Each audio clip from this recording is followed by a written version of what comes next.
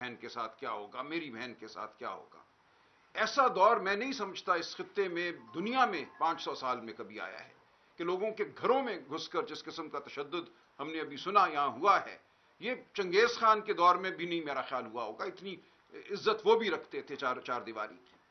جو اب ہم دیکھ رہے ہیں، ہر قدر ہماری پامال ہو چکی ہے، وہ دین کی قدر ہو، وہ تمدن کی قدر ہو، کسی کو خیال نہیں ہے۔ یہ وفاقی دارالحکومت ہے، یہاں جو کچھ ہوتا ہے اس کی براہ راست ذمہ داری وزیر اعظم صاحب کی ہے، وزیر داخلہ محسن نقوی کی ہے۔ اور اگر وہ کہتے ہیں وہ بے بس ہیں، جیسے تھانے والوں نے کہا کہ ہم بے بس ہیں، تو ہمیں جواب دیا جائے کہ کون ہے اس سب کا باعث، کس کے حکم پر یہ سب کچھ ہو رہا ہے۔ آئیں وہ سامنے، ہماری آنکھوں میں آنکھیں ڈالیں اور کہیں کہ انہوں نے اس ملک کو اس طرح چلانا ہے۔ ایک آئینی ترمیم کرنی تھی، اس کے لیے یہ سب کچھ کیا گیا۔ اس طرح آئینی ترمیم ہوتی ہے، اس طرح قوم کے ضمیر پر حملہ کیا جاتا ہے، اس طرح غیرتوں کو للکارا جاتا ہے۔ یہ ہے ہمارے سامنے اس وقت صورتحال۔ پاکستان کی تاریخ میں کبھی اگر واضح تھا کہ حق کس طرف ہے اور ظلم کس طرف ہے تو وہ آج ہے۔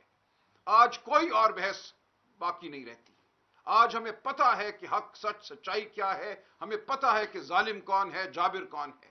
اس قوم کو اب فیصلہ کرنا ہے کہ اس نے چونٹیوں کی طرح رینگنا ہے، محکوم رہنا ہے، اپنے گھروں کو غیر محفوظ رکھنا ہے، یا اس نے آواز بلند کرنی ہے سچ کے لیے، شرافت کے لیے۔ میں کوئی بڑی بات آئینی نہیں کرتا، یہ سچائی اور شرافت کی بات ہے۔ ہمارے گھروں کے اندر ہم نے محفوظ رہنا ہے یا محفوظ نہیں رہنا، بات اب یہاں آ پہنچی ہے۔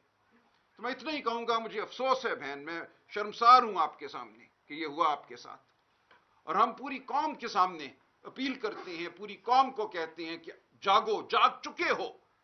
اب وقت ہے کہ ہم اپنی آواز اتنی بلند کریں کہ یہ ظلم کے جو مینار ہیں یہ گر جائیں۔ ہم نے آج عہد کرنا ہے کہ ہم اس ظلم کو مزید نہیں سہیں گے۔ ہم نکلیں گے، ہر گلی کوچے میں، ہر قریے میں ہم باہر نکلیں گے ظلم کے خلاف، میں آپ کو یقین دلاتا ہوں۔